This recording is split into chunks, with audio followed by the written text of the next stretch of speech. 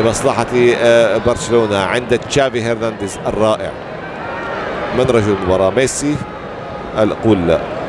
فابريغاس؟ أقول لا. أقول تشافي هرنانديز هو رجل المباراة. هذا ميسي مع الكرة. ميسي يبحث عن الهدف الرابع ويجده في أقصى الزاوية اليمنى لمرمى الحارس ريزدو. رائع ميسي، رائع ميسي بيسراه القاتلة، يصوب كرة ممتازة. وما زلت أقول أن تشافي هو رجل المباراة، لأن الذي مرر إلى ميسي هو تشافي. تشافي يلعب الدور الخفي، تشافي يلعب، لا أقول الجندي المجهول وليس مجهولا، هو معلوم من الجميع، لكن ميسي يتساوى مع فابريغاس ويسجل في الدقيقة 91 الهدف الرابع لكي يتأكد برشلونة تماما من أنه تأهل إلى ربع النهائي. فاز على أوساسونا ب8 نظيفة في الدوري ويكتفي في الكأس برباعية. لاحظوا تشافي هرنانديز إلى ميسي، ميسي باليسار يصوب الكرة، ولكن تصويبه من أين؟ من داخل منطقة الجزاء. لاحظوا دخل المنطقة بنصف ياردة ووضع الكرة في الشباك.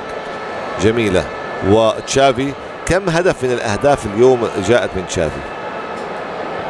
75% من الأهداف بتمريرات من تشافي هرنانديز. ألا يكفي هذا ليكون هو رجل المباراة وليس ميسي أو فابريغاس، وفي جعبة كل منهما هدفان؟ خفت الفرحة عند جوارديولا، خلاص بعد الثلاثة الفرحة تقل.